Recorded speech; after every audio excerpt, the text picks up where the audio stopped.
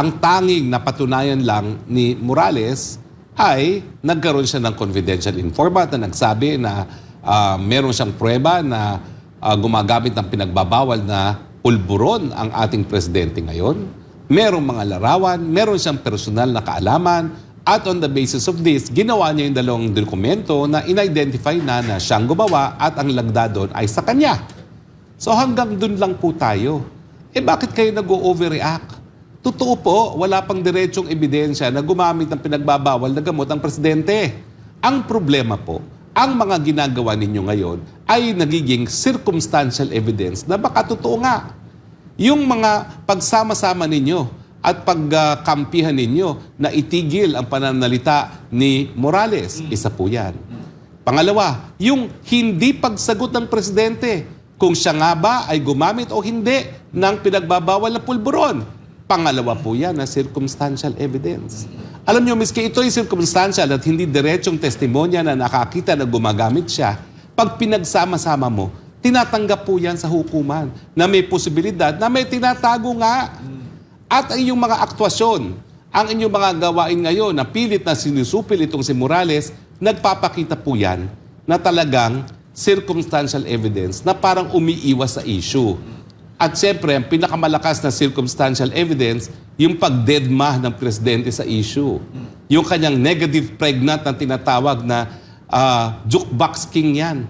Bakit hindi mo muna sabihin, presidente, walang katotohanan yan? Hindi ako gumamit ng pulburon noon at ngayon. Dahil baka mamaya mapasinungalingan yung ganyang salita. Habang hindi mo inaamin, habang hindi mo tinatanggi, circumstantial evidence yan. Naiwas pusoy ka. At siyempre, dahil hindi naman hukuman ito, sa utak ng taong bayan, baka nga gumamit ka at baka gumagamit ka pa dahil napakadami mong desisyon na balentong na hindi gawain ng taong nasa tamang pag-iisip. Kasama na yung desisyon na makipaggera. Sino ang nasa tamang isipin na gugustuhin makipaggera sa kanyang kapitbahay? Ngayong wala naman tayong kakayahan mapanalo yung gerang yan. Wala pong tao sa tamang pag-iisip na papaboran ng gera. Lahat po tayo ng tamang pag-iisip na walang impluwensya ng pulburon, ang gusto kapayapaan. At lahat tayo na may sinumpaang katungkulan na depensa ng ating saligang batas. Lahat po tayo papabor sa mapayapang mga pamamaraan dahil yan po ay nakasaad sa ating saligang batas at nakasaad po yan sa UN Charter na tayo po ay isang founding member. Kaya nga po lahat yan, circumstantial evidence na ngayon nagiging basehan ng pagduda ng taong bayan na baka nga po gumamit kayo ng pulburon. Ang pinakamagaling po muna, aminin or pasinungalingan. Matapos mapasinungalingan, gamitin ang siyensya. Hair follicle test. Nang yan ay matigil na ang usapin. Pag nangyari po yan, titigil na ang taong bayan na magduda na kayo po ay gumagamit ng pulburon. Pero habang di nyo po yan ginagawa, hindi mo nyo mapapatay ang apoy na yan. Patuloy pong sumisiklab yan at kumakalat sa buong Pilipinas.